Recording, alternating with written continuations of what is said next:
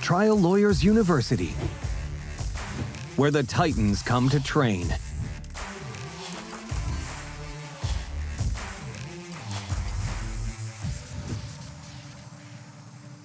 Produced and powered by LawPods. Well, this is a very exciting day because we got Ben Rubinowitz. Did I pronounce that right? I always have trouble. Ben Rubinowitz. I got it. I got it this right time. It's good that your name's spelled out for me, so I'm going to remember it. But anyways, Ben's going to be talking to us about today cross-examination. And, because he's been teaching this masterclass for the last couple TLUs back in Vegas and New York. And every time I talk to people, they're just like, I love when people walk out of a class on the first day and they say, if I get nothing else, what I just got was worth the entire trip and the tuition and everything. I'm so grateful I made it. So I appreciate you so much teaching with us, Ben. Well, it's a pleasure. And I have to say, that's exactly what we're looking to do when people walk out of there. I've always said this for every one of the lectures that I've given over the many years. If you learn one thing that helps you to win a case, you're not just a little bit better off. For that client, you're immeasurably better off. And that's what we're trying to do, right? Win. Exactly. All we do is win, win, win, no matter what. There's a song about that. But winning takes preparation. It's like Panish. Panish says the best thing about winning is knowing what it takes to win. And if you want to keep winning, right, you have to do the same stuff. You have to know what you're doing. And that's what we want to talk about too today is, your processes of cross-examination and the refinements, and then also TLU Huntington Beach, because you're going to be teaching cross-examination there, but also some other topics too, of voir dire and wrongful death. But we're going to start with cross. How does that sound? That sounds good to me. All right, Ben. So for some people who may not know you, which is craziness, because remember I say, and then they say, oh, I know Ben. So Ben, first of all, how long have you been a lawyer for? Because you look so young. I would guess 20 years, but I know it's longer than that because you're friends with Panish, and he's kind of older. It's twice that amount. No, Brian Panish is a good friend, and Brian and I are about the same age. So it's been many years, more than 3 decades, let's put it that way. More than 3 decades, okay. More than 3 decades. And you recently just had a great trial. Is that the train one? Is that the last case? Yes. The last one was I tried a case, there was a Metro North crash in Valhalla, New York. And I have to tell you, it was sort of interesting because there were more than 20 lawyers involved, but they had all gotten together and asked me and my partner, Rich, to try the case. And we did. We tried it for all of them. And after a month and a half, we had a very nice verdict on liability. And now the damages trials are going forward. So that's what we've been doing. When is the damages trial? So I've got one starting next month, and it's a wrongful death case. And this is some of the things I want to talk about at the Huntington Beach program, because we can show how we work in what happens when you already have a liability verdict. In the event the case was bifurcated, which it was.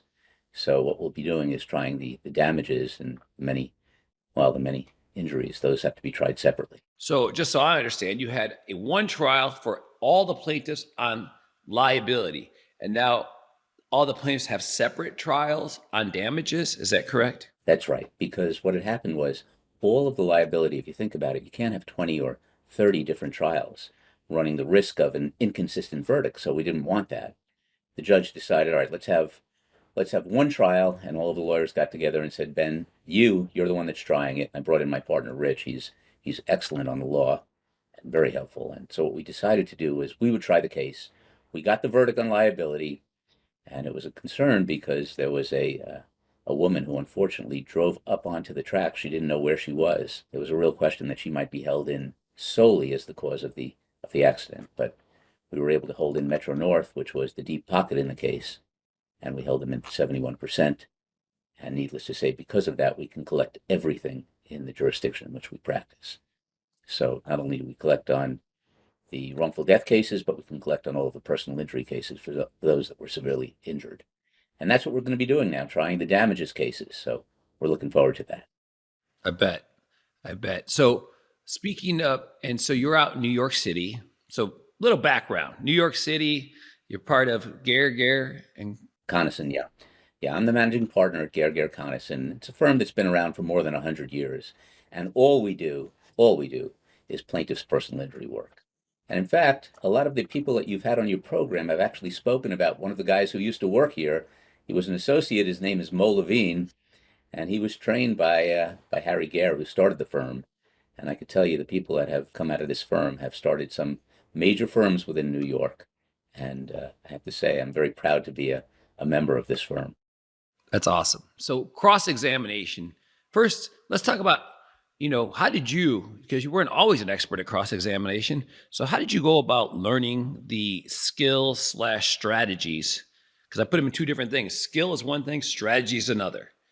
It sure is. Cross-examination. It sure is. And I like the way that you broke that down, because when we think about it, the skill is something you really have to learn. You have to hone that. But the strategy behind it is something that I learned way back when I started out as a prosecutor and did that for 3 years.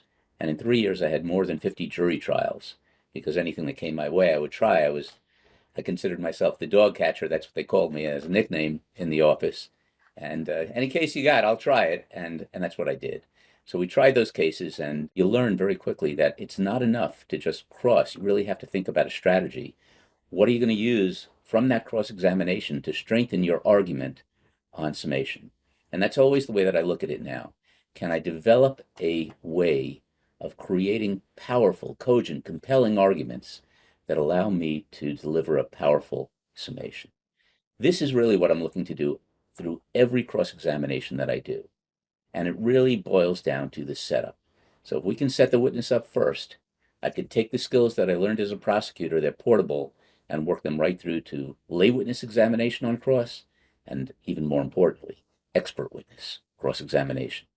And this is what I did with the program that you held in Vegas, where I actually ran a workshop on cross-examination, trying to teach how it is that we go about working in the cross-examination skill and the strategy behind it to help win the case. So when you talked about setup, let's talk more about the setup, because I, help a lot of lawyers and I read a lot of transcripts, and so many lawyers skip the setup. They get right into the meat of the cross. Why is the setup? First, why is it so critical? I mean, because I cringe when I see this, because I just think that when they do the impeachments or the contradictions, they just lose so much of the power. Because I think cops and doctors are the two toughest people to cross, because they walk in with so much credibility, and the jury just thinks, they're much more likely to make a mistake than to actually lie. When, mistakes are forgiven, lies are betrayal. So that's why I think the foundations before we do the impeachments are so important. But can you talk more about foundations and what you mean by it? Sure. When we talk about the setup, let's talk about something that everyone has to deal with in almost every case now. You have an independent medical examination, or what a lot of lawyers refer to as a defendant's examination. Well, if you think about it, here you have something that took place within 3 or 4 minutes, an examination, sometimes 10 minutes. But we know it was very short. These doctors that are coming into the courtroom for one purpose and only one purpose, and that's to hurt your case. You can say, for example, "Doctor, this examination lasted 3 minutes," true? But before you do something like that, why not talk about what they've done and how they were trained, for example, to spend time with the patient, to really understand what happened, to listen, to explore.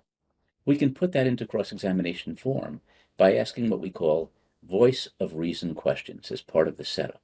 And this is crucial. So, for example, instead of jumping to this, "Doctor, you only took 3 minutes to examine my client." How about, "Doctor, would it be fair to say that your most important concern at all times is the health of the patient, the safety of the patient, the well-being of the patient?" They have to agree. These are voice of reason questions. And then, to the extent that you didn't take the time to work with that patient, to learn, to understand, that would be wrong. That would be improper. So what we're doing is we're taking our time to set the witness up. And here, doctor, when you did this examination, you would want to learn everything you could. But can we agree that the time that you put into this was far less than you might have put in for one of your own patients? In other words, what we're doing is we're showing this dichotomy, this divergence, this difference between what the doctor does for his own patients and what the doctor is doing as part of a independent medical examination, which is really, if you think about it, there are a lot of mills out there. Some of these doctors are making fortunes, and we can go into a collateral attack. We can show them we're not going to tolerate nonsense from you. But it's the setup in the first instance that allows us to move forward. So if you think about it, move away from a medical case. Suppose you're cross-examining a site safety foreman at a workplace, at a construction site. And it's his job to check for safety. But sometimes they just check off in a booklet, they check off that they did an inspection. But it wasn't done properly. Once again, that setup that I was talking about, if you work with voice of reason, that site safety foreman has to admit something very similar to what the doctors were talking about. In other words, your most important concern, sir, is the safety of the worker, the health of the worker. To that extent, you want to make sure that they're not injured. To that extent, you want to make sure that their safety is protected at all times. What are they going to say? No, not me. I do a half-assed job. They can't say it, right? So if we're working with this, we can then come back and say, but here, on every single day, you had an obligation to ensure that safety, to make sure that the worksite was protected properly, to make sure that no harm came to the workers. Now, if you notice, I'm using affirmative terms, but we could also work with the negatives as part of the setup. To the extent you didn't properly check the worksite, that would be improper. To the extent a full inspection wasn't done, that would be improper. To the extent a fair evaluation of the worksite wasn't done before allowing the workers to perform their job duties, that wouldn't be keeping with your safety standards. So you see what I'm doing? I'm always setting them up through voice of reason, by working with the affirmative things that they did, and working with the negatives, the things that weren't done, that should have been done, before I even get into the heart of the cross. Because then when we finally go in for the kill, or as you say, the impeachment, they're going to fall that much harder. I like to look at it as we're walking them out on a tightrope. We keep walking them out, and finally when we push, they fall into the canyon of doom. There is no escape. Like cops and doctors, because of the credibility they walk in with, because I'm always like doctor or officer or doctor. And some people disagree with that, but I like to do it because it gives them that credibility and puts them up on that pedestal as high as possible. That's where we want them, because we know we're going to chop them. And when we chop them, I want to see them fall and splat. I don't want to see them just tripping, like land on their butt. Oh, I just made a mistake. I tripped. Oh, I'm so busy helping patients. I'm so sorry. Instead of like, you flat out lied to us. There's a tool, right. You know what I mean? And that's to get jurors to the point where like, that guy's a liar, if it's a cop or a doctor, is tougher than a lay witness, I think in general, or especially like a plaintiff or a defendant in a criminal defense case where like this guy has a motive to lie. So they're always suspicious. Dan, it's interesting. I actually find that if I could take what I've learned from a lay witness examination, but you work it right into an expert examination, look at how nice the transition is and look at how well it works. If I use words that I like to use as part of the setup that is part of voice of reason. If I'm cross-examining a doctor and I ask him, did you do a full evaluation? What are they going to say? No, not me. I did a half-assed examination. Did you do a fair one? Was it complete? Was it thorough? What are they going to say? Of course, they can't come in here and say, no, I did less than a complete examination. They're going to look foolish. So those words that I just used, full, fair, thorough, and complete, those 4 words can serve as the basis for the cross of any expert in any case, anytime, any court. And that's how well it works. It's so funny because I show people my cross. They're like, Rubinowitz does something just like this, except he uses full, fair, and impartial and complete. I'm like, well, he's got a quadrilogy, he's got a quadigy, not a trilogy, but that's okay. He could do what he wants. But before we leave our foundations, though, I want to share with you my one foundational chapter to get your feedback on it. Because, because I used to be a criminal defense lawyer for 17 years. So all I did was cross. And obviously, I fancy myself correct to cross, or at least transitioning from criminal to civil is a little different, but not completely. So here are the skills that I think are critical to learn, because people need repetition of movement to learn a skill, right? Just like you used to be a college wrestler. Well, every day you went to practice. And what did you practice? The conditioning, but the fundamentals of every grappling move you had to do, right? So that under pressure of competition, it wasn't like, how do I do a one-leg takedown? It's like everything happens automatically. The unconscious mind, the skills kick in. So I think key skills of cross-examination are leading questions only, 1 new fact per question. Now, of course, there's exceptions to everything. Looping, which is establishing a fact and repeating that fact in the next sentence. Cross-examining in the present tense. Most people cannot do this, but it forces the cross-examiner to visualize the story, forces the witness, but more importantly, allows the jury to kind of picture the story you're telling. Dropping the taglines like right, correct, isn't it true, true. Or if you use them for comfort or you use them because the judge requires you to having a small gap of time, like, doctor, you're board certified. True. And that way it allows the mind to process the information, allowing space, dropping all the filler words like and, so, okay, etc. Most people, if you read their transcripts, every question starts with an and or ends with an okay. Oh, and people do it until they train themselves to drop it. Right? I noticed that you don't do it. And another thing is your demeanor, emotional state. For foundational cross, I think there's only 2 emotional states in cross. One is curiosity, like the one, in tone that you were just using. And the other one is disappointment when you show the dishonesty and the impeachment. But I don't think, and you correct me if you think differently, but like if you ever get frustrated or angry, it's like you've put a little remote control to the witness and they get to push your buttons, right? Like, do you think that anger or frustration have any place in cross? So I will tell you this, I will rarely get angry unless the witness does something which calls for anger. In other words, if the witness is going to be playing games, if they're not going to give a responsive answer. There are a lot of ways of handling that. I happen to agree with you when you say lead, lead, lead. Yes, that's true. I do like the double direct or the looping that you're saying, where we reinforce it. Yes, reinforcement wins. Repetition wins. The jurors hear it, they understand it, and they work with it. But the thing that you said that really intrigues me is this. We have an ability to learn the skill. And yes, repetition in doing these things makes it reflexive, so that I know if a witness is going to be playing games, if they're going to give me a non-responsive answer, the first thing I'll do is I'll make it seem as if it's my fault. In other words, let me try again. Perhaps my question wasn't so clear. In fact, doctor, the examination lasted less than 3 minutes, true? And they give you some nonsense answer. Well, I really wasn't. Doctor, let me try again. 3 minutes, true? In other words, you can show a little anger, but you don't have to scream. The anger can come in many different forms, just where the jurors understand what's going on. So the one thing I will disagree, though, Dan, and this is important, although we talk about leading questions and leading all the time, there is a place for what I refer to as low-risk open-ended questions.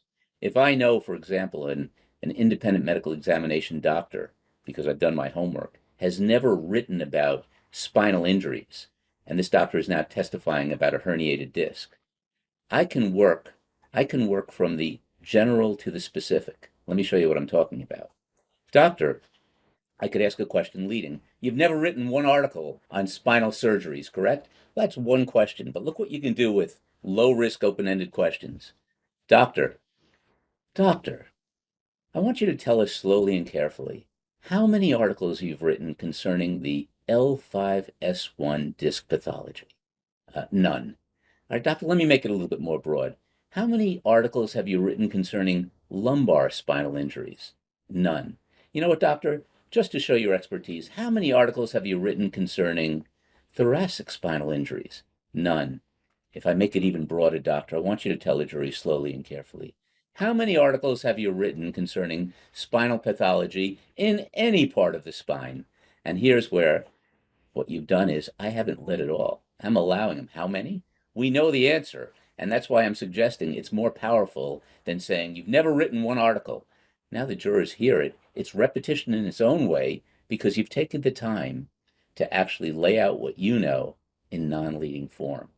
Obviously, I'm suggesting only low-risk open-ended questions. But look at how powerful that is to do that.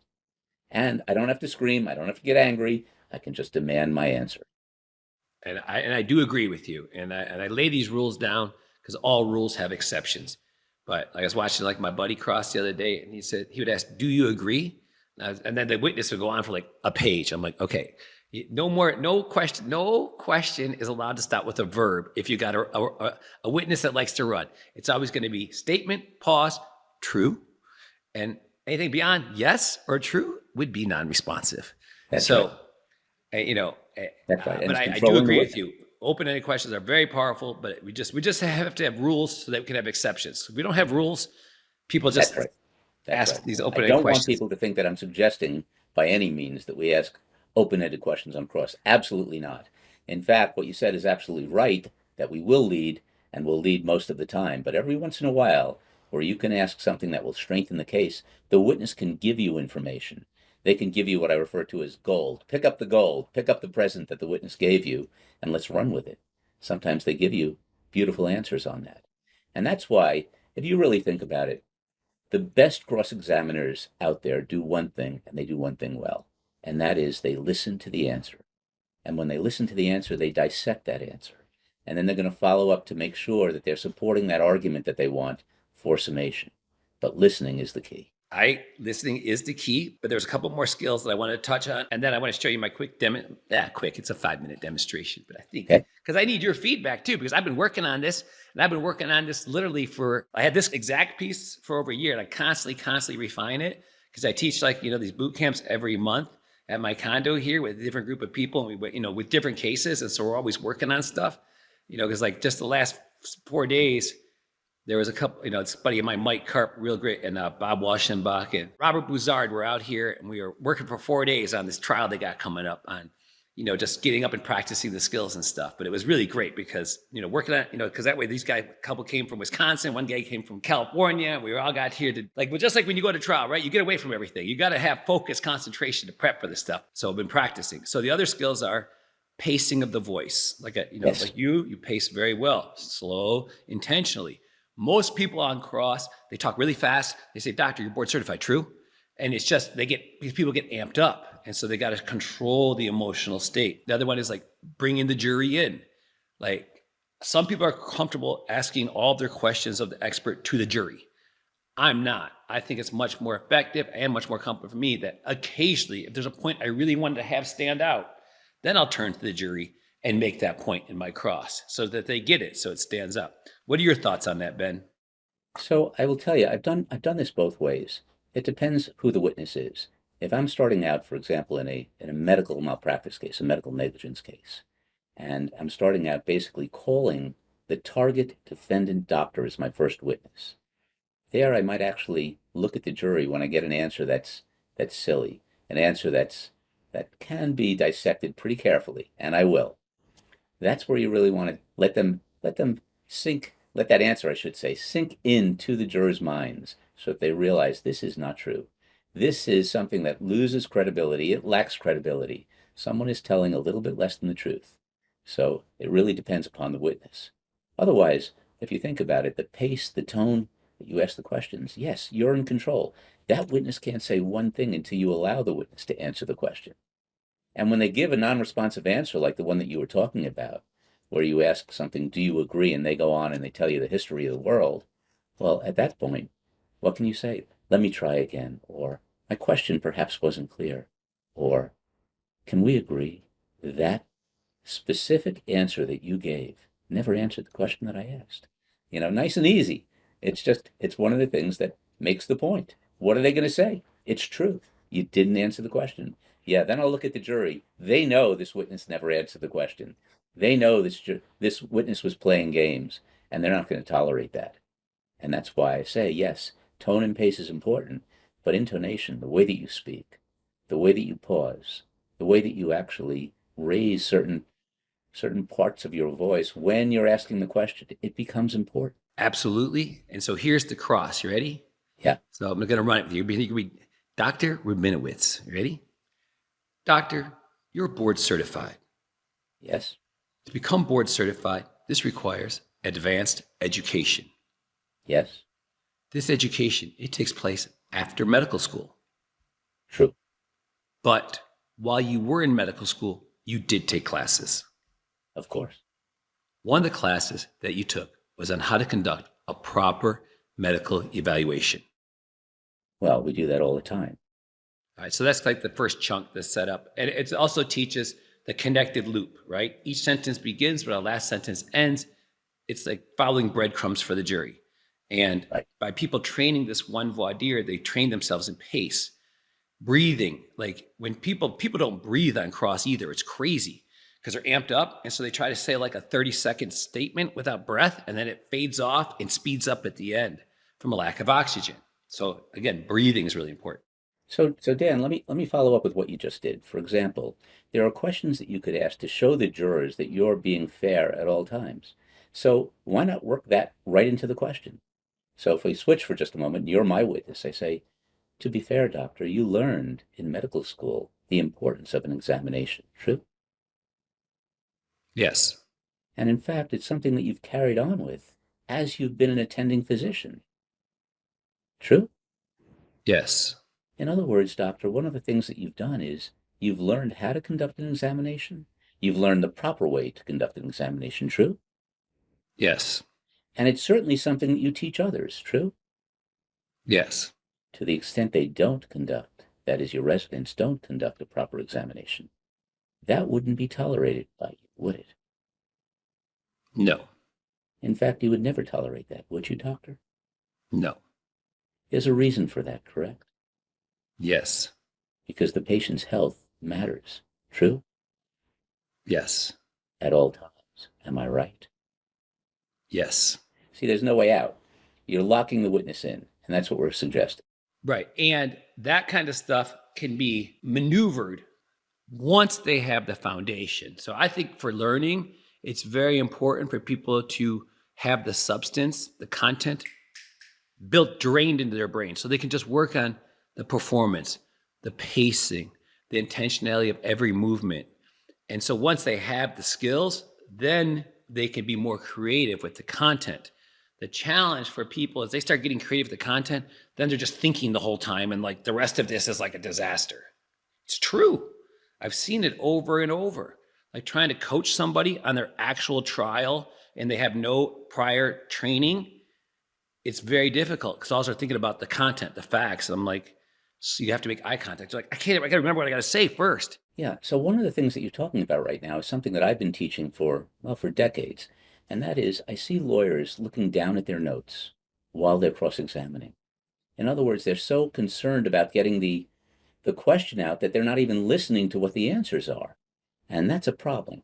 So what I would suggest is put down bullet points, make sure you cover the areas that you have to, and make sure you get responsive answers to those questions that you've asked. The only way to do that is to get away from the notes, to really listen closely to what the witness has said. And once you get that answer, reinforce it. That's what you were talking about before when you said, let's talk about the looping or the double direct. So just to give an example of that, to be clear, let's assume we're working with the same example that we just used.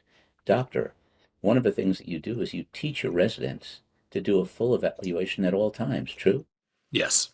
And in doing that full examination at all times, it includes finding out if certain tests were done, correct? Yes. To look at x-rays, true? Yes. To evaluate them. Yes. And to the extent that someone doesn't evaluate them, like we just said, that would be improper, wouldn't it? Yes. In fact, if one of your residents were to do that, let's get a little more advanced, that would be a departure from accepted standards of medical care, wouldn't it? Yes. What are they going to say? No, that'd be good practice? So you see, we're locking them in. I couldn't agree with you more. The highlight of TLU for me was having the opportunity to network with attorneys from out of state. TLU has been amazing. I'm so glad I came. It was one of the most inspiring events I've been to. Great networking, great food. It's been amazing. I can't wait for next year. All right, here's the next segment. Ready? Yes. Doctor, you're trained that a proper medical evaluation, it must be impartial. Yes. I have my trusty flip chart here. And so I have the first sheet blank. So that way I flip it over. And it would only say proper. Then I write number 1, impartial. Then I put a number 2. To train yourself to write legibly and to use a flip chart, number 1, impartial. Then I put a number 2, which will create curiosity to the jury about what's next. So I write that out and I say, Doctor, by impartial, what we mean is that you're not an advocate for either side. That is true. So then I define impartial in the context of expert witness and a trial lawyer, which is different than if it was a skating competition or if it was a musical recital. Impartial is different. Doctor, you're trained that a proper medical evaluation must not only be impartial, but it must also be objective. I agree with that. You say yes, I write down objective, then I put, I don't know if you can see that, put a number 3. So that way, constantly creating curiosity for my jury. And then this is glance control. When I look, they look.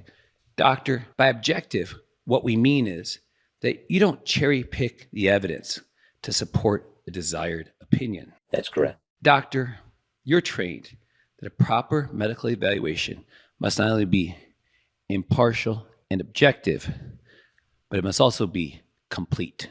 Okay, so now I want to talk about this for just a moment, because this is where I've actually written about this. I've actually used this in just about every case that I've tried. And instead of just saying complete, I like to really reinforce it with different words. And the words that I like, I've mentioned this before, the full, fair, thorough, and complete. But it's not just walking up one side of the ladder using those words, full, fair, thorough, and complete.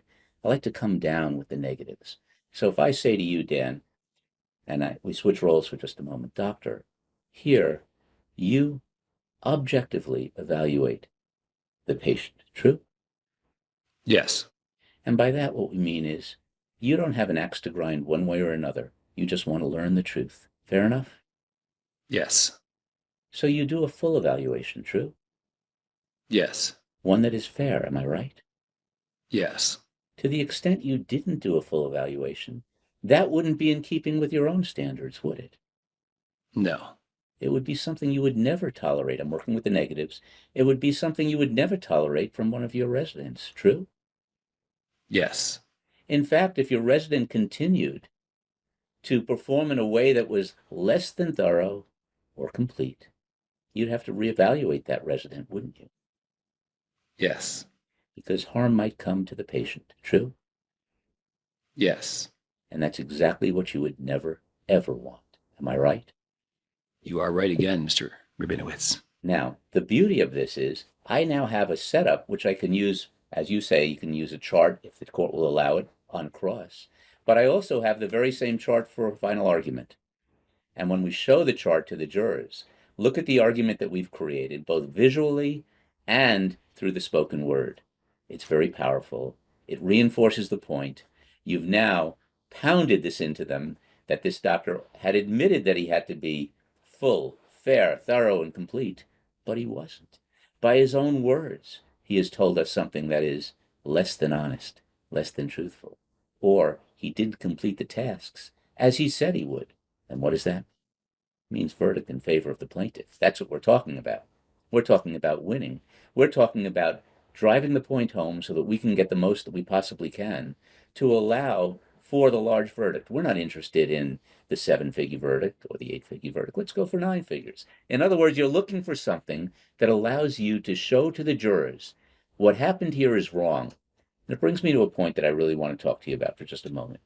I call it the punitive aspect of the compensatory case, where I'm trying to let the jurors know it's okay to punish the defendant for this type of conduct, or this expert, or whoever the witness is. If they're going to engage in something where they admit they should have done a full, a fair, a thorough, and complete evaluation, but they didn't do this, the jurors are going to get angry. In other words, you're departing from your own practice for this independent medical examination. You're departing from your own practice for a case. Is that what you're doing? Why is that fair? Why is that right? It's not. And what happens is, if the jurors get angry, understand, I'm not talking about punitive damages. I'm talking about raising the compensatory damages out of the anger, the punitive aspect of the compensatory case. Now we get a larger verdict. A larger number is awarded because the jurors understand this witness was not being honest, this witness was not being truthful, not being fair, and not being reasonable. And we will never tolerate that. That's something that will never be tolerated by any jury at any time. It works. It's a thing of beauty. That's what we're looking for, to drive home the cross, to reinforce the points we made, as you were suggesting. And now we can hopefully obtain a larger verdict. All right. Now I'm going to show you the second half of my cross. Because you do them kind of together. I work on separating them just because, again, I am trying to create a prototype training model that will teach the skills. So that way, once they have the skills, they can do any adjustments that they want. It's a lot easier to be creative when you have, a bunch of different colors and brushes than if you just have one brush. So the next part is, doctor, the opposite of a proper medical evaluation, one that's impartial, objective, and complete. Well, that would be a biased evaluation. To that extent, I agree with you. Doctor, you're trained and you know that there are certain risks associated with a paid expert's choice to conduct a biased medical evaluation. I'm not quite sure I understand that, but are you suggesting, counsel, that I'm biased just by conducting an exact evaluation? No, not at all, sir. No, no, no. I'm sorry, doctor. Perhaps that wasn't a good question. Let me see if I can make it more clear for you, okay? Notice I just learning this new technique that I'm just putting into practice here. But I'm asking that, I'm not saying you, but I'm saying if a doctor or a paid expert who comes to the courtroom intentionally chooses, instead of doing the full and impartial, objective, and complete evaluation, they choose for whatever reason to do a biased evaluation. They're exposing the patient to certain risks. Yes. Here, let me be more clear. Like, one of these risks is that the jury, that's why I look at the jury, that the jury could be misinformed about the patient's condition. Hopefully not. So then I have my new flip chart. I move to the next page. I have bias pre-written, of course, but I would write misinformed and then number 2. I said you're trained and you know, so that's what I call stepping. So if you're trained and you know it, you can't deny it now. Everybody knows it's a universal truth. So the next one is, doctor, you're trained and you know that if a paid expert chooses to conduct a biased medical evaluation, not only could the jury be misinformed about the patient's condition, but they could also be misled as to the extent of the patient's injuries. So that way I kind of bring the jury in on those part right there. It's like warning people. So really, if you think about it, one of the things that you're also doing is you're questioning both on substance and collateral attack when you're doing this. You're really bringing both of them in. And the collateral attack is an attack where we focus on areas that are sort of outside of the examination itself, but you have a doctor who's coming in, he's being paid. He's being paid to do this again and again, and generally for one side more than the other. So if that's what's taking place, my way of working this is to suggest I never like to go for the collateral attack until the witness needs to be put in his place or her place. In other words, if you're going to screw around with me, if you're going to give me non-responsive answers, I'll show the jurors who you really are. And then I could show bias, and the jurors are going to understand this is bias. In other words, you've testified for this firm 10 times in the past year.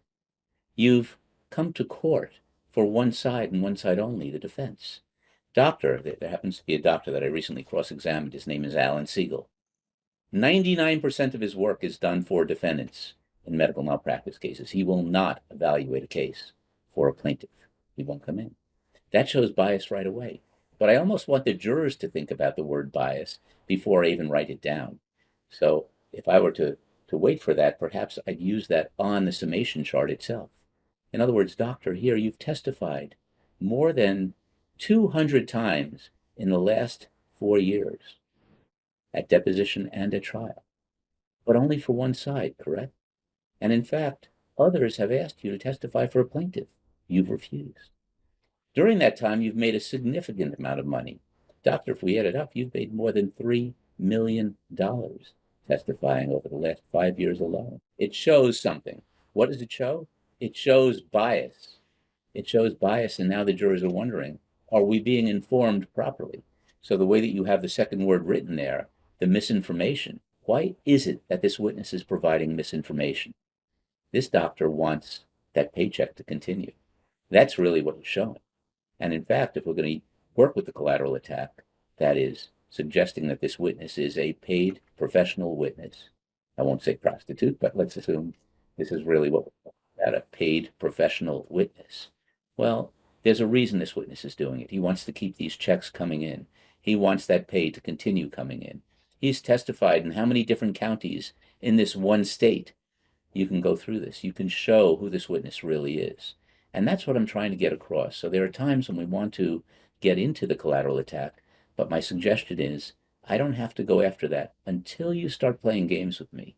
I'll take the high road until I have to take the low road with you, to put you in your place, to let you know I'm not going to tolerate nonsense. I'm not going to tolerate these answers that are non-responsive, and you know, because you've testified more than most lawyers have been in court, we're going to show who you really are. I'm going to show you the rest of this, and then you can tell me your input on whether you think this would be done before or after, because I consider this to be a foundational cross, which goes before, goes right in the beginning.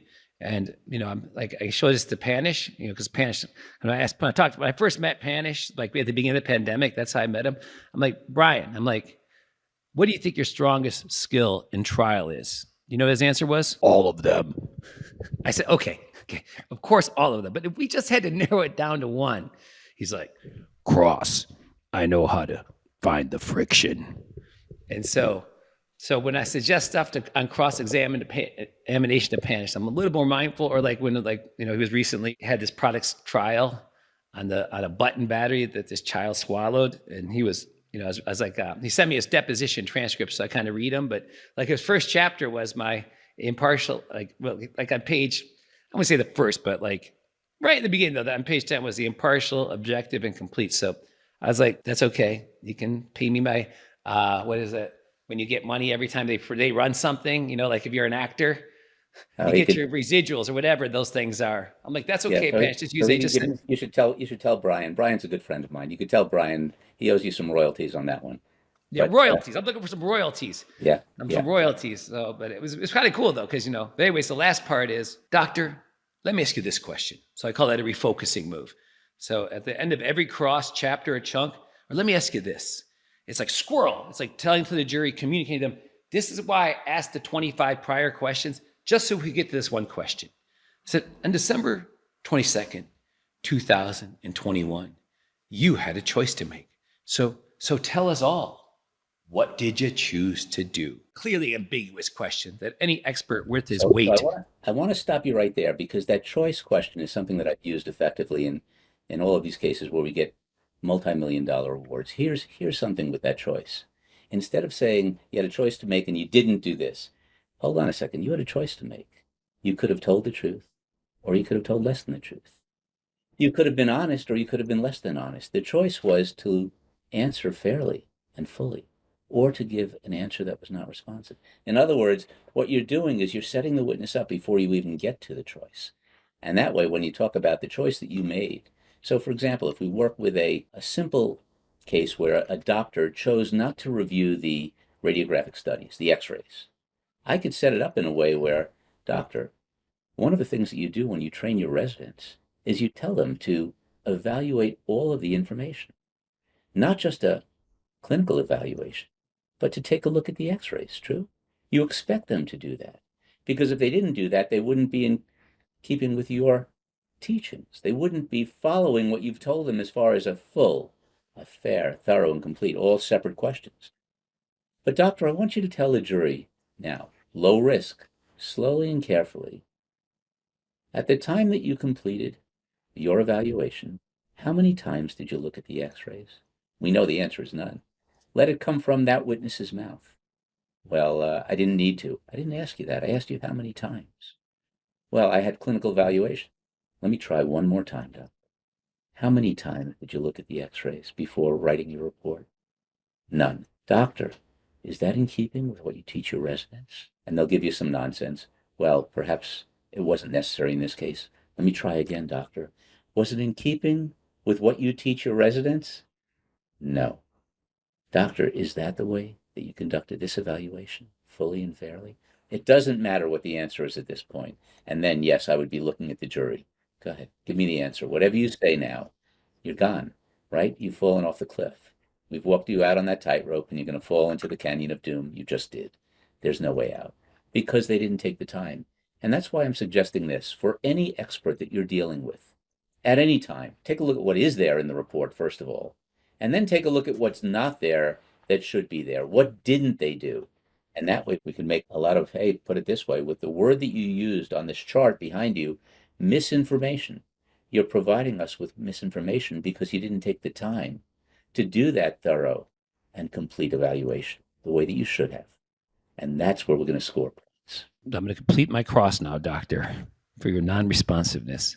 So after I write, then the second one I write is misled. So being misled is worse than being misinformed. I like that. And then I put a number 3, and I said, doctor, you're trained and you know that if a paid expert chooses to conduct a biased medical evaluation, not only could our jury, so I switched it from the jury to our jury, being a little bit more confrontational, our jury be misinformed about the patient's condition and misled as to the extent of the patient's injuries. But doctor, perhaps worst of all, and I have a very tragic tone in my voice, they could be deceived into undervaluing the human harms and suffering that were caused. So it's misinformed, misled, and deceived, because another example of stepping, because people are more likely to believe somebody would be misleading if they're willing to misinform you, and much more willing to deceive you if they previously misinformed and misled you. Now, I want to show you the beauty of what you're doing right now, and this is something that I use in my crosses. If you've gotten those words out, deception, deceived, misled, misinformed, those 4 words, if we take a look at those are words that we want to use in our final argument. Those are words we want to pound in our final argument, because those are words that help us. There's no way out for the defense when we've used those words. But the question is, if you go back to the example that I had suggested, a doctor didn't look at an x-ray, didn't take the time to look at an x-ray before completing the report. Yeah, they'll try and do it before coming into court, but they didn't do it then. They rushed to a judgment that we know is wrong. But what did they really do? What's the summation word that you want to use, or words? It seems to me the doctor in this case did one thing that I want to sum up on. If they misled, misinformed, if they didn't take the time to evaluate properly, it's a shortcut. And if you think about it, there's a whole theory of case framing that allows us to use that. But if we can work that word into the cross-examination, the jurors start thinking about that at the beginning. In other words, doctor, not only did you deceive by doing this, but here, doctor, you took a shortcut. Did anyone teach you that in medical school, that it's better to take a shortcut than to evaluate the radiographic studies? What are they going to say? There's no way out. But you're taking the time to set up your final argument. What do we want to say on final argument? He admitted he took a shortcut. Why is that proper? Why is that right? Why is that acceptable? Why would anyone want to allow any doctor at any time to engage in that type of evaluation? It's a beautiful setup. You answer the question, you tell them no one would ever allow this, no one should ever allow this. But we made the point because we took the time on cross-examination to set the witness up first, and then we knocked the witness down. And that's what you're doing with these charts. If you can use a chart, if the judge will allow you to use it, wonderful. But use it again in final argument. All right, you ready? Now we're to the goal. But let me ask you this question. I call it my refocusing move. So I'm even going to get out of my chair so you can fully appreciate this. Well, of course, it's supposed to say misled and deceive. So by purposely ambiguous question, you're supposed to say, like, what do you mean? So I can do a spontaneous loop, right? What I mean is, did you choose to do a proper medical evaluation, one that was impartial, objective, and complete, like you were trained to do? Or did you choose to violate your training and conduct a biased evaluation, knowing all the risks? Of course, you're going to say proper, right? So I get to flip it back over, making more noise. Doctor, you can just come up here and put your initials right here to make sure that we got this is the page. Oh, and remember, you're under oath. No, anyways. So that's my conclusion there on the compared to what. Yeah. So I will tell you, it depends upon the court that you're in. I could tell you where I practice, they're not going to let the doctor come up and put initials on that, but it doesn't matter. It doesn't matter. It doesn't matter either way. The point that we're making is, look, if you take the time to set the witness up appropriately because of something that you know that they didn't do, instead of going for the kill immediately and saying, you never once looked at this, hold on a second. Take the time to set the witness up. Take the time to show this witness teaches others. This witness has worked with others. This witness knows what proper procedure is at all times, has evaluated many patients properly in the past, but for some reason with this patient, this witness did not take the time to do that full, fair, thorough, and complete evaluation. This witness was not being objective. This witness was being less than objective. And of course, you want the jurors to draw the conclusion the witness was biased. Or a liar. But we're so nice, we don't want to come out and say things like that, so accusatory. Well, it's interesting. It says he has trouble. He's trouble with the truth. It's like Trump's not a liar. He just has a little trouble with the truth sometimes. Okay, I'm going to stay away from politics for this one, but I will tell you this. I just like said he wasn't a liar. Yeah, I like the idea of saying, instead of calling somebody a liar, isn't it a little bit more powerful to say you told less than the truth? You were being less than honest? Can we agree that you slanted the words ever so slightly to work an advantage to yourself? Doctor, here, you misled. What do you think the jurors are thinking? They're thinking, liar. Of course. Yeah. And that's why it works beautifully. Of course. And so you have to practice in the deposition. You practice in motion hearings. You practice at the grocery store. That's why you have a family. You practice on them. You have to keep the skill up or it erodes. It's simple as that.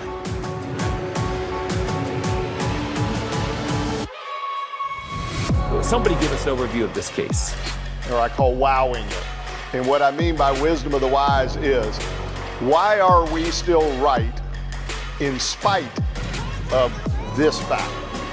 These are just some of the clips when I was cross-examined 10 years ago, remember that. About 11 o'clock at night, and he leaves this message. I got a brilliant idea. Every conversation he starts, I have a brilliant idea. But welcome, everybody. We've got a good crowd here today.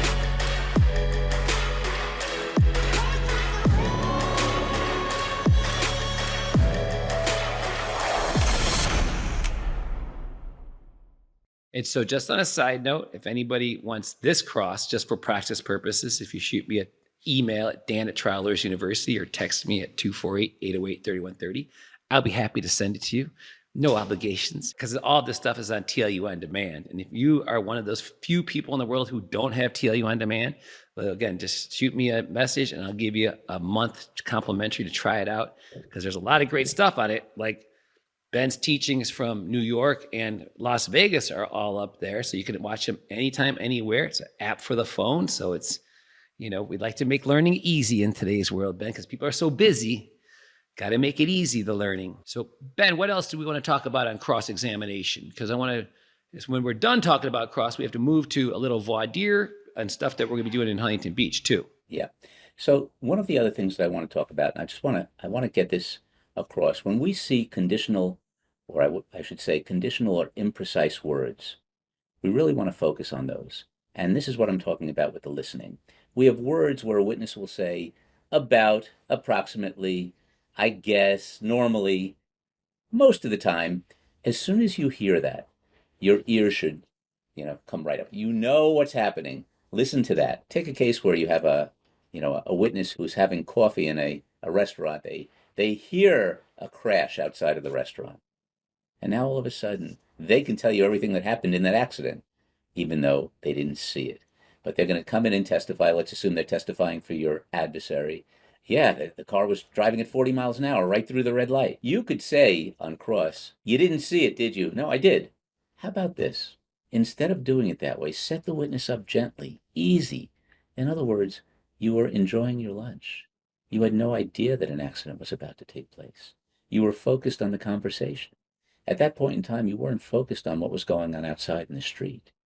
So when you said to us 40 miles an hour, was it 40 miles an hour or was that just an estimate? Well, about 40. So it could have been about 30. Could have been something less than what you just said. In other words, these are words, I think so. In other words, you use the words I think so because you're not positive. And in fairness to you, since you had no idea this was happening, you can't state with certainty exactly what speed the car was traveling at. True? You had no idea that it would take less than 2 seconds for this entire event to unfold. This is the kind of thing where, well, I suppose so. If a witness gives you answers that are imprecise, that are conditional, work with them. Take those answers and don't scream at the witness. Take it nice and easy by showing the witness really didn't have the opportunity to observe as clearly as the witness would believe or let others. This is why I'm suggesting it's all working in the voice of reason questions where you come off as reasonable at all times, but you're also showing we're going to work with the things that are not as clear as the witness said. And this is the way you score on cross-examination. We don't have to make every witness a liar. We can show that there are, as you said at the beginning, 2 types of witnesses, the mistaken witness and the lying witness. Very different types of witnesses. We don't have to come at the mistaken witness the same way that we do with the liar. So I think it's important to draw that distinction between these 2 types of witnesses and work with each. Speaking of those conditional answers, though, I want to take another sidestep look at that because, so many times a witness answers most likely, probably, I believe so, especially that I believe so. Yes. As soon as I hear that, my response is, Doctor, when you say I believe, is this something that you're 50% certain of, 60% certain of, or 100% certain of? Because the jury, they need to know how much weight to put onto your testimony and your answers. And then they always say 100% certain. I'm like, great. So that's a yes. Because they always, especially the professionals, always try to give conditional answers. So that way, when you impeach them later, I said, I believe, that means I wasn't quite sure. Take it easy, buddy. So following up on that, if you use the voice of reason questions, somebody says, I believe so. So in fairness, doctor, you can't state with certainty that it was 100% so. In other words, by taking it easy, instead of trying to take a baseball bat and hit the witness across the head, really what you're doing is you're saying, when you said, I believe so, we can agree that there was some doubt, right? In other words, doctor, you're not suggesting with 100% certainty at all times, this is exactly what happened. The reason you're saying you believe so is because you're offering a conditional answer. We could work it right in. Tell them what we're doing, right? It's another way of approaching this. The importance of this is, what we're trying to do is to work with the answers. When we hear, I believe, I think, perhaps, I guess, any of those words are showing that the witness is not positive. And it's up to us as the cross-examiner to expose that, to let the jurors know this isn't complete, this isn't right. There's something else the jurors need to understand about that answer that will help our side of the case. That's why I love doing my little interviews. I just learned something new because I'm not doing an October conference this year. I'm just doing one conference this year because after June 7th, guess what this guy's doing, Ben? Going back to the courtroom. I want to put Dan, all this 5 years of study and learning into practice. Dan, we're looking forward to seeing you back in the courtroom. I'm excited to be there and to continue where I live, Dan. Come on back. Oh, I know. I'm excited. I used to live there. I tried over 180 jury trials. I used to try cases a lot as a criminal defense guy in the suburbs of Detroit. That's because I was very abrasive. I'm much more amenable now, but I'd always be like to the prosecutor, you don't have the guts to try this case against me. It was a DUI case with a 0.12 BAC. They look at me like I'm crazy. I'm like, don't be a coward. Don't be trying to offer me some kind of deal. So of course I got myself into trial a lot with that kind of disposition and attitude. And sometimes I was a little more, even much more abrasive than that, but I'm going to save that. I'm not going to mention that because I'm much more evolved now as a human being and try to get along with people a little better. I'm working on it still. You'll enjoy being back in the courtroom, Dan. It's about time. Come on back. I can't wait. Now, let's talk about Huntington Beach, because you've never been to Huntington Beach. You went to New York. It was good, but you were local there. So if you're local, you don't tend to hang out as much, right? You got to go home to the family. You got to go to business. When you're out of town, you got more time to socialize and mingle with the people, because Huntington Beach is the greatest conference. And I know you've been to a lot of conferences in your career. Am I right? A lot of teaching, Dan. A lot of years. A lot of teaching. Years with many different programs. Yes. I'm really looking forward to it. I know you this. have. But this one's unique because here's what makes it unique. We're buying out the whole hotel. So everybody there is with us. And it's a boutique hotel on the ocean. So everybody has an ocean view and a balcony. It's a great time of year. It's not too hot. It's probably around high 60s, low 70s, not a lot of bright sun, which I like. I like it overcast because I'm there not to go to the pool. We're there to learn, but we like to be comfortable. So that's one thing that makes it great. There's 4 lecture tracks and 8 workshop tracks, which is one of the classes, one of the workshop tracks is where you'll be teaching your master class on cross-examination, which is June 4th. And then also on top of that, we're going to have one track that's just voir dire or voir dire, however you call it. For example, what are you going to be teaching on what kind of voir dire and what type of case? So I'm going to work with a wrongful death case. I want everyone to understand how important the jury selection is in a wrongful death case, because there really is a bridge between the answers that we receive on jury selection, on voir dire, or voir dire, however you choose to say it. There's a bridge between what those answers are and what you can do with those answers during the trial itself, and more importantly, on final argument. So I really want to demonstrate this for everyone to really show them there are questions, and I'm going to really workshop this with them to show what the questions are. My understanding is that you're actually going to have a jury for us to actually demonstrate what takes place in a jury selection like this. And it's not going to be a given. There'll be actually some Confederates, as you described it to me, who will actually throw some tough questioner to the attorney who's actually conducting the voir dire. I think that's a wise thing to do, to show how do we deal with these tough answers. Because, you're paying people to show up. Sometimes they're just too damn nice. And you're like, I just told you I'm going to ask for $50 million and nobody thinks I'm crazy. If you're in the jurisdiction, like in California, a lot of times judges let you, sometimes they don't. But when you tell them the number, like I always think that you have to practice for every possible answer you can get, because then it's not a surprise to you. And if any answer stumps you, that's a good thing, because it's better to get stumped in practice than stumped in the courtroom, right? Yeah, look, we want to deal with the tough issues. What do you do when a juror says, for example, in a wrongful death case, but the person is dead? What good is the money going to do at this point? Well, there are things that we have to deal with this. When somebody gives you a bad answer regarding numbers, or if they say, for example, are you one of these lawyers who's just looking for money? Well, what are you going to say? How are you going to respond to this?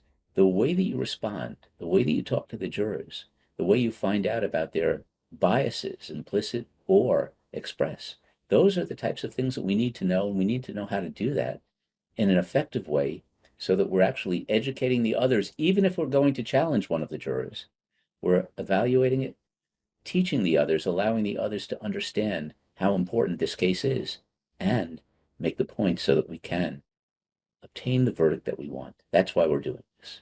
We're trying to do the best that we can for our client at all times, who's really been hurt.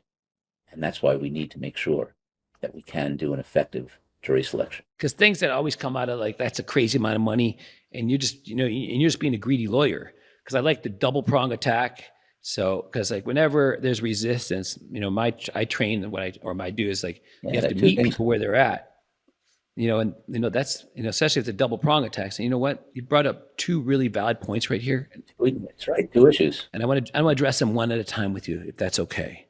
And so that way, like, oh, first of all, as soon as you say that, you start to get that rapport, because you showed the person you're listening to them and you're not running from them. So, because I'm really excited about my voir dire track, because as wide as the internet is, there's very few examples of any kind of jury selection on it with real people. I mean, there's one or two on CVN, but you don't see the jurors, because I'm going to have one camera on the jury and one camera on the lawyer.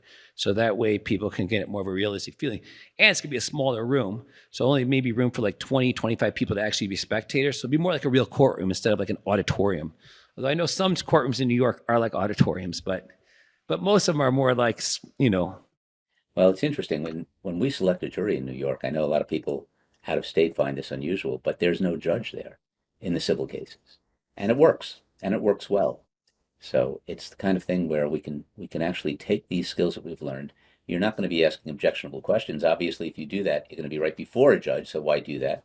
But there are ways of asking questions that allow you to get information which is crucial for your case. And that's why I'm excited about doing this program with you, because I think it's going to teach others just how to deal with these, or suggest other ways of doing this so that you can maximize. In the example that you gave, well, there are two issues right there. Number one, they're talking about a greedy lawyer. We've got to deal with that. And number two, they're talking about the amount of money to be awarded as to whether or not it's fair or appropriate. Well, we've got to explore both of those, and we've got to take some time with that.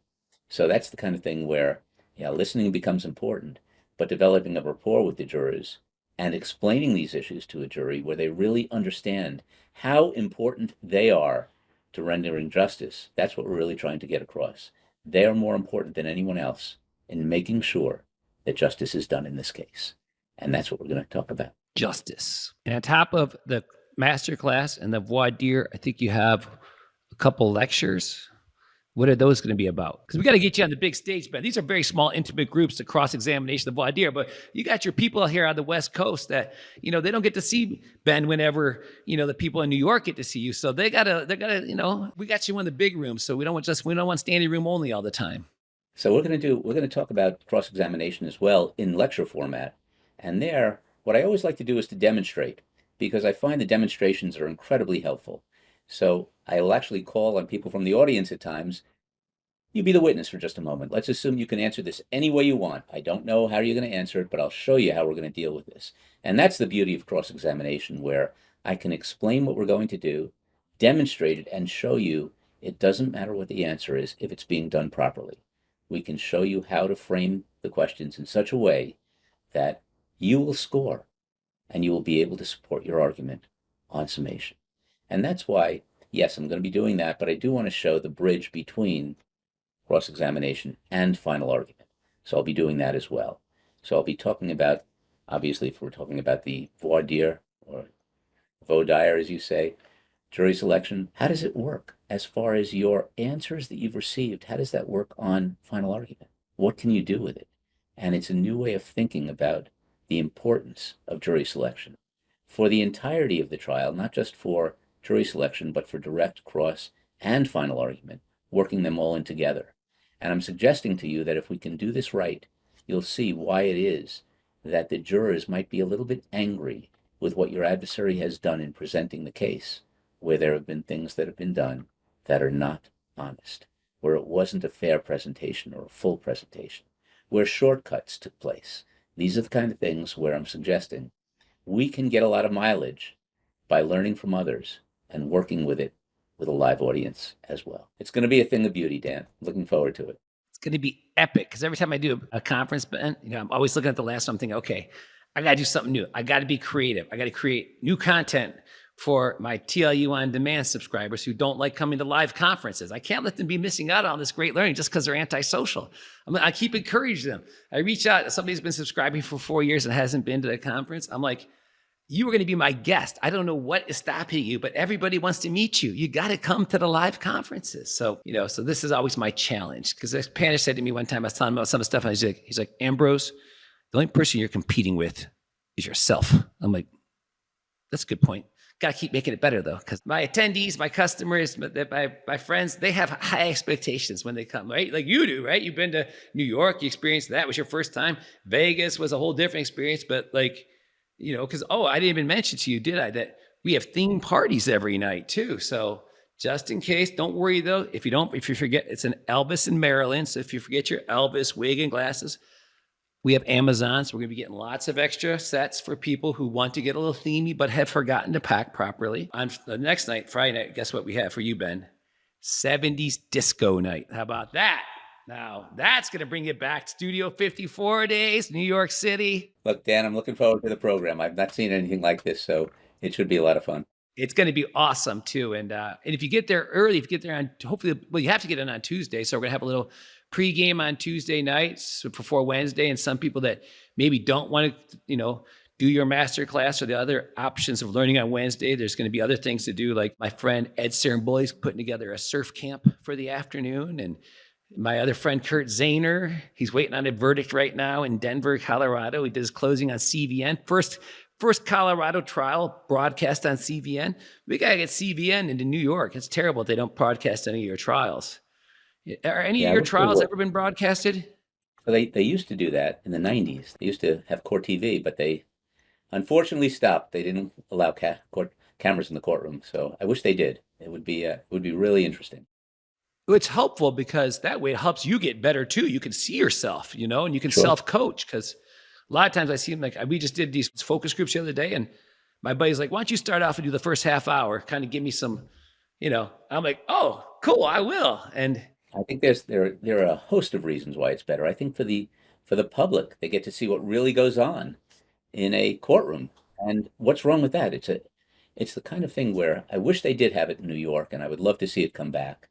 And also, the importance of the jury is made so much more clear to them when they could see what takes place. I like it. Yes, so much more. So Ben, guess what? This is really exciting, but I'm going to be in New York City, March 23rd to 27th. Are you going to be in trial then? So come on by. I'm starting a trial the following week, but we'd love to see you. But you'll be ready for trial. Yeah.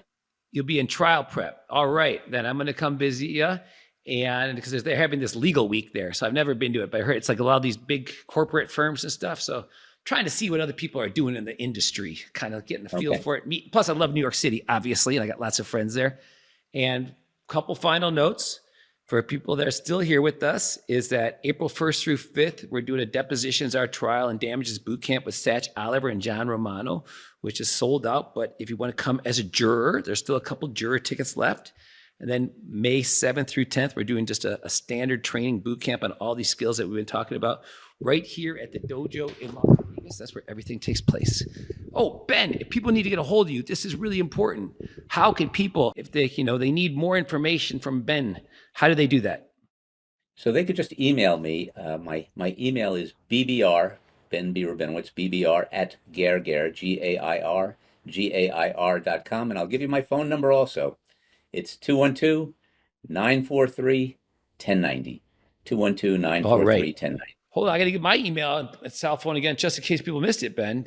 So it's Dan at Trial Lawyers University, and my cell is 248-808-3130. And we'll see you all in Huntington Beach, and I'll see you before then, Ben. But thanks for coming on. I learned a lot, and this is the first time we ever done a format where we just drill down on one topic. But I really like it because I'm learning too, not just about the person, but about being a better trial lawyer, and that's what my goal is. So thanks, Ben. Always more to learn, Dan. Thank you. Ready to train with the Titans and set records with your verdicts? Register for our live conferences and boot camps at triallawyersuniversity.com.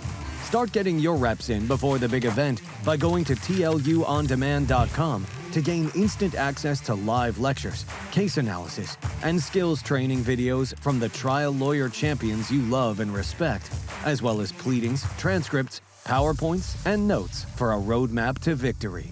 Join the group that continues to get extraordinary results. Trial Lawyers University, produced and powered by LawPods.